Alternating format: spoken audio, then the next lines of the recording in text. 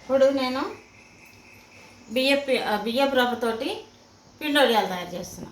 దీనికి కావాల్సినవి ఏంటంటే, ఇది ఒక పెద్ద లోటాడు, అంటే ఇది ఒక 1/2 కేజీ కొలత. 1/2 కేజీ బియ్యపు రవ్వ తీసుకున్నా. ఇవ్వండి 1/2 కేజీ సగ్గుబియ్యం 1/2 కేజీ.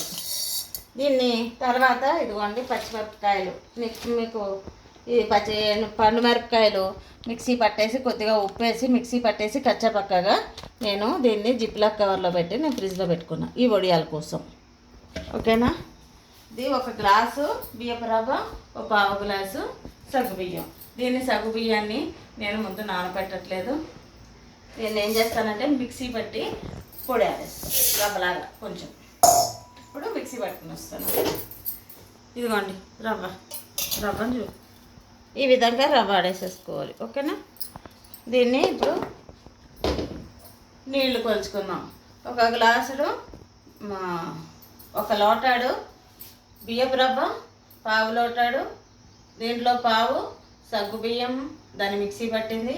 ఇప్పుడు నేను 10 గ్లాసులు నీళ్లు పోస్తున్నా. ఎసరికి 10 2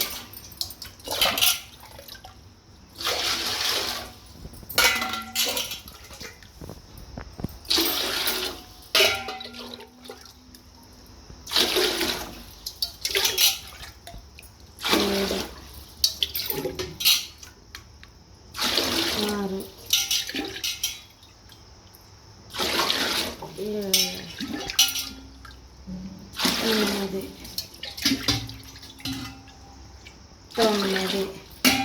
అసలు మామూలుగా అయితే 9 వేయచ్చు. 10 ఎందుకు వేస్తున్నానంటే, దీన్ని రవ్వ పట్టుకున్నాను కదా సగ్గుబియ్యాన్ని, ఇది కొంచెం ముద్దగా చేసేస్తుంది. దీన్ని ఇందులో ఈ నీళ్ళలో వేసేస్తున్నా. వేసి ఒక్కసారి కలుపుదాం. కలిపాక దీన్ని స్టవ్ ఆన్ చేద్దాం.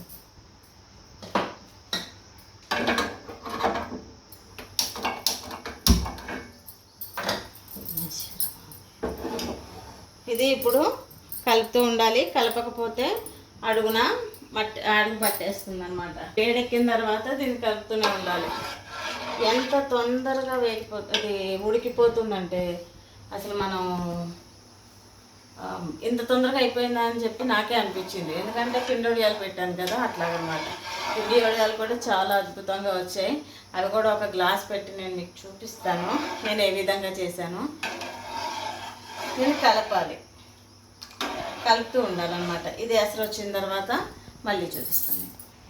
చూసారా, మరుగు స్టార్ట్ అవుతుంది. ఇదంతా కూడా మిక్సీ పట్టాం కదా సగ్గుబియ్యం, అదంతా పైకి తేలింది. పైకి తేలుతుంది అని అంటే ఉడికిపోతుంది అని అర్థం. ఉడికిపోయింది ఆల్రెడీ. ఇంకా ఇగో చూసారా, ఉడికిపోయింది. ఇంకా ఆ మాత్రం కొంచెం కూడా మనం రవ్వ వేస్తాం కదా, రవ్వ వేసినప్పుడు అది పూర్తిగా కూడా ఉడికిపోతుంది. ఇదిగోండి మరుగు పట్టింది కదా. ఇప్పుడు మనం నెమ్మదిగా వేసేద్దాం రవ్వని.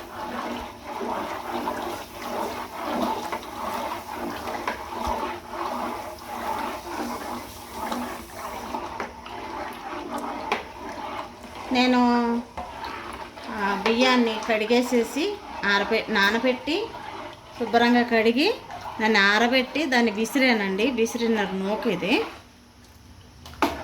కాబట్టి నేను కడుక్కోక్కర్లేదు ఈ రవ్వని. ఇక్కడి నుంచి మనం అది ఉడికేంత వరకు కలుపుకుంటూ ఉండాలి. లేకపోతే అడుగు పట్టేస్తుంది. ముందు కలపాలి, సగ్గుబియ్యం రవ్వ వేసినప్పుడు అప్పుడు కలుపుకుంటూనే ఉండాలి. ఇప్పుడు అయ్యేంత వరకు కలుపుకుంటూనే ఉండాలి. గోండి ఇలా ఉడుకుతూ దగ్గరికి వస్తుంది. కొంచెం టైమే పడుతుంది, పర్వాలేదు. అయినా సరే చాలా టేస్టీగా ఉంటాయి ఇవి. సరే ఉడుకుతుంది ఇట్లా.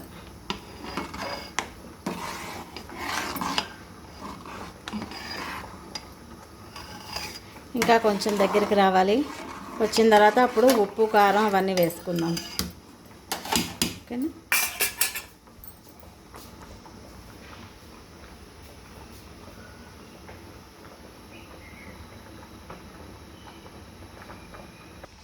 నూనె దగ్గరికి వస్తుంది. ఇప్పుడు మనం రుచికి తగినంత ఉప్పు వేసేద్దాం.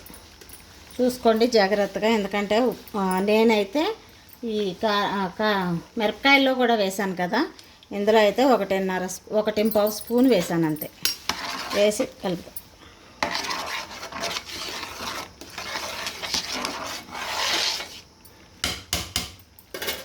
ఇంకొక కొంచెం సేపు ఇది ఇంకా దగ్గరికి వస్తే అప్పుడు కారం కూడా వేసేద్దాం.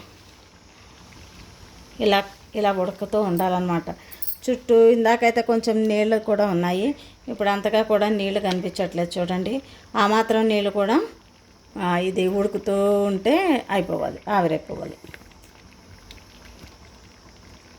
ఇందులో నేను ఇదే జీలకర్ర వేయట్లేదండి, ఎందుకంటే జీలకర్ర వేస్తుంటే పురుగు పట్టేస్తుంది బాగా, అందుకని జీలకర్ర వేయట్లేదు.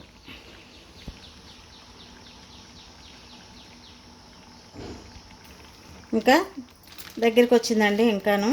ఇప్పుడు మనకి రుచికి తగినంత కారం ఇది ఉంది కదా, చెప్పాను కదా కచ్చాపక్కగా మిక్సీ పట్టానని. ఇలా మిక్సీ పట్టి మనం స్టోర్ చేసుకోవచ్చు చక్కగా.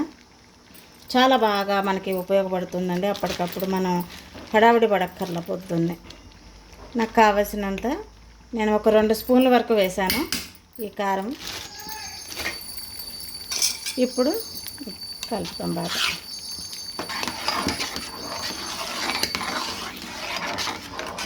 నాకైతే చాలా ఉపయోగపడిందండి. ఈ విధంగా నేను పండుమిరపకాయలు వేద్దాం ఈసారి అని అనుకున్నప్పుడు, పండుమిరపకాయలు దొరికినప్పుడు నేను మిక్సీ పట్టేసేసుకుని పెట్టుకున్నాను.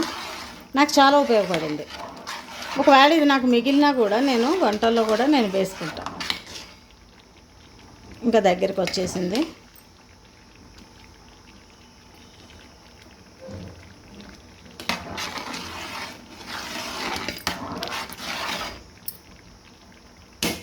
ఇంకా కట్టేద్దామండి.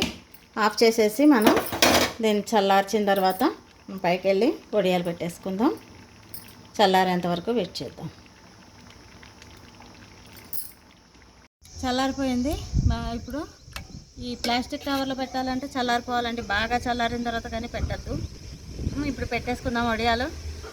మనకు నచ్చిన సైజులో మనకు ఎలా కావాలంటే అలా పెట్టేసుకోవచ్చు. మొత్తం అంతా పెట్టిన తర్వాత చూపిస్తాం మళ్ళీ.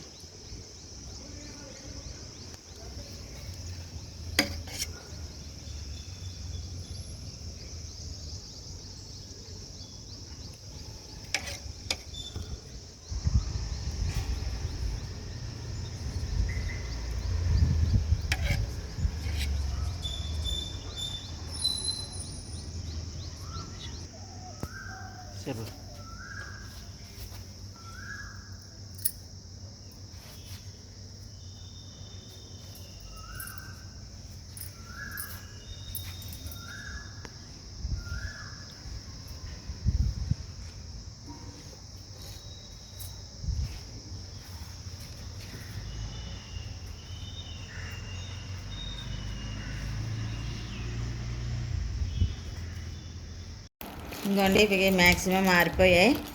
ఇక తీసేస్తున్నాను. ఇట్లాగా తీసి రేపు కూడా ఇవి ఇట్లా పెట్టేసి ఎండబెట్టేద్దాం.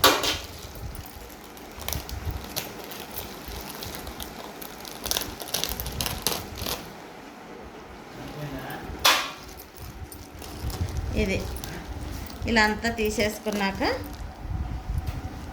రేపు ఒకసారి ఎండబెట్టేసేసి అప్పుడు వేయించుకుని చూద్దాము. కొన్ని ఆరాయి, కొన్ని ఆరలేదు. ఇది ఆరిపోయింది, మళ్ళీ ఇది ఆరిపోయింది, ఇది ఆరలేదు చూడండి. మొత్తం అన్నీ ఇలా తీసేసుకుని ఆరబెట్టేద్దాం. ఓకేనా?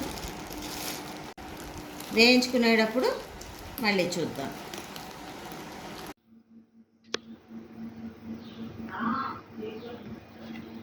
ఏమండి సగ్గుబియ్యం రవ్వడియాలు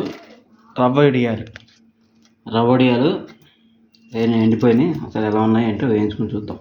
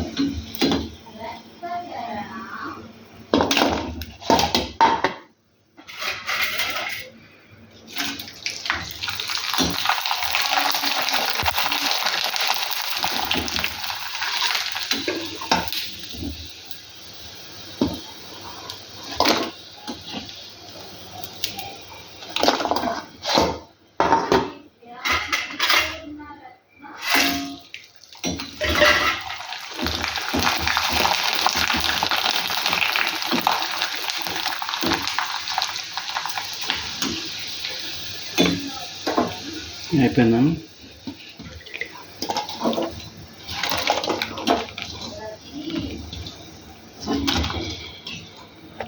బాగా వచ్చాయి వడియాలు. చాలా బాగున్నాయండి వడియాలు, చాలా టేస్టీగా ఉన్నాయి. మీరందరూ కూడా తప్పకుండా ట్రై చేస్తారని ఆశిస్తున్నాను. మా వీడియో కనుక మీకు నచ్చితే లైక్ చేయండి, షేర్ చేయండి. మరిన్ని వీడియోలు చూడడానికి మా ఛానల్ సబ్స్క్రైబ్ చేయండి.